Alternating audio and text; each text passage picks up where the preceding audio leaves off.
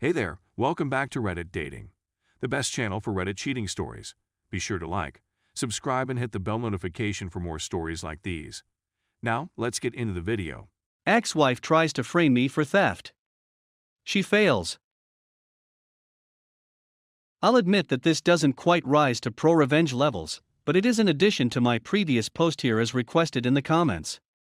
At this point in the saga, having lost the custody battle, V is moving to NH to be with her then primary lover, now husband number 5. A detail that amuses me to this day is that he shares the same first name as the FB lover from CA as mentioned in my first post. I always refer to them as Paul number 1 and Paul number 2 when talking about them. Yes, I'm easily amused. About a month after the custody hearing at which I got full physical custody of Rebecca, V and I had an email exchange in which we agreed that I would go to her apartment and take Rebecca's captain's bed and some of Rebecca's belongings the day before movers arrived to pack up Voldemort's stuff. She was moving 75 miles away to central NH, having burned pretty much every bridge in the area.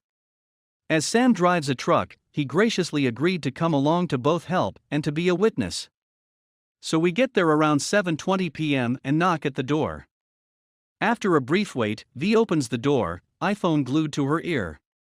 She sullenly mumbles something about her stuff is upstairs, and then heads off to her second-floor bedroom, weaving and mumbling something that made me stop and think. I didn't quite get it, but I recall thinking, I really cannot go in here at all without a witness.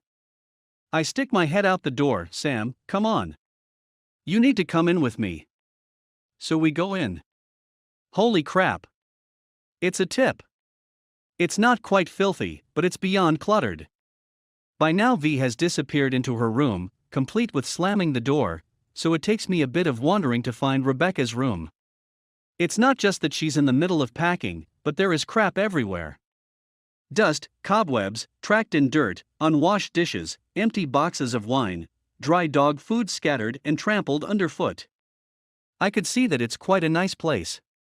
An open living area with a balcony overlooking it, and lovely woodwork and exposed beams and inset shelves in the walls.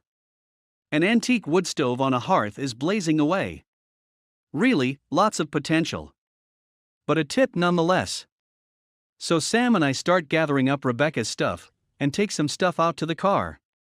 I realize we need an Allen wrench to take apart the bed, so I go out to the car to get one and come back in. In the lull in activity, she had come back into the living area, but went right back into her bedroom as we climbed the stairs, phone still glued to her ear. It takes a bit, but we finally get the bed taken apart, and have moved most of the stuff in Rebecca's room out to the front lawn. Without conferring, it's clear Sam and I both decided to get the stuff to the front lawn and worry about packing the vehicles after we're completely out of the house. It's at this point that it starts to get weird.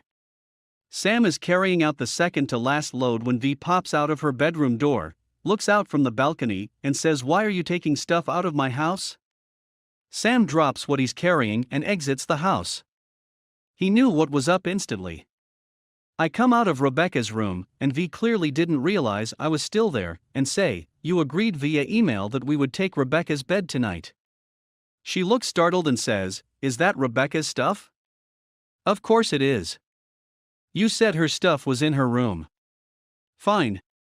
She goes back into her bedroom. I take what I'm carrying and go outside. Sam says, "Dude, that's not right. We need to call the police." "You're absolutely right." I could tell that Sam was expecting me to object, and he does a double take when he realized he wasn't going to have to convince me. "Crowsville Police Department, you're on a recorded line."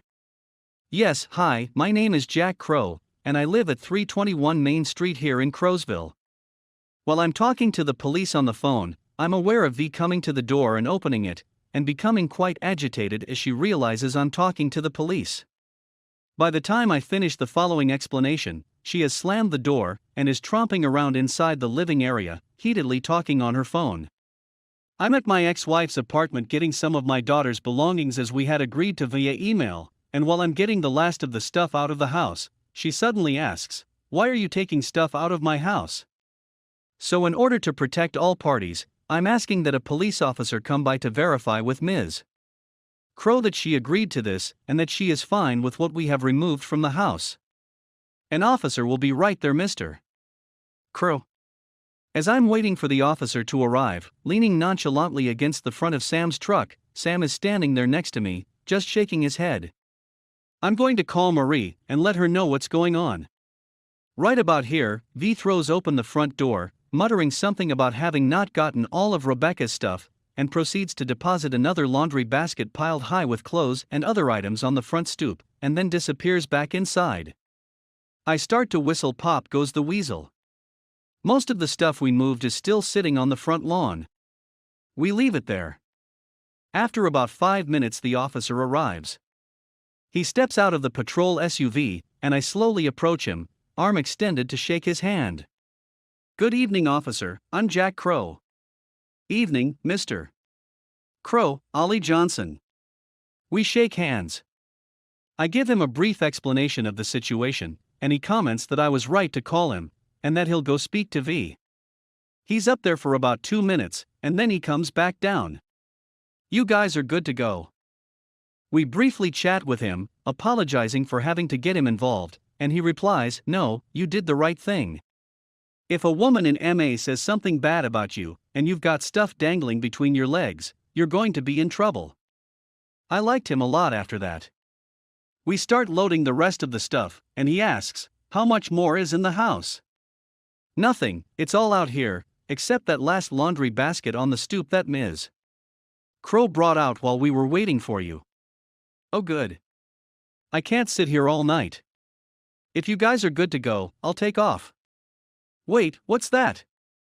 "What's what?" "I think I saw a phone in that basket."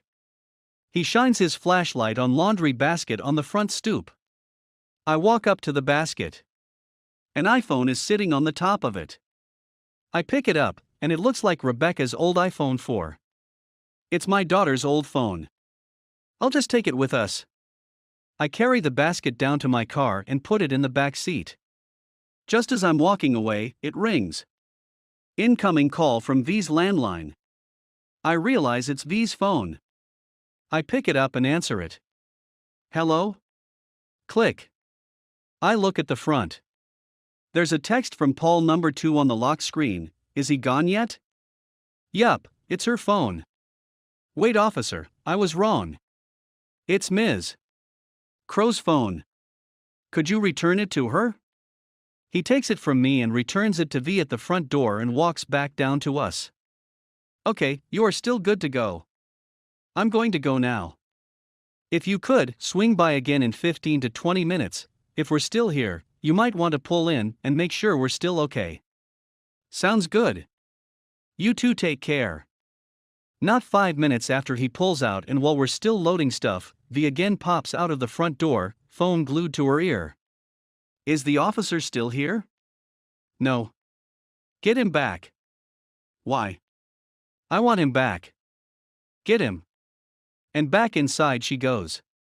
I'm briefly tempted to tell her, if you want the cop back, you call for him, but that little voice in my head says you call, so I redial Crowsville's finest and request that Officer Johnson return to the address.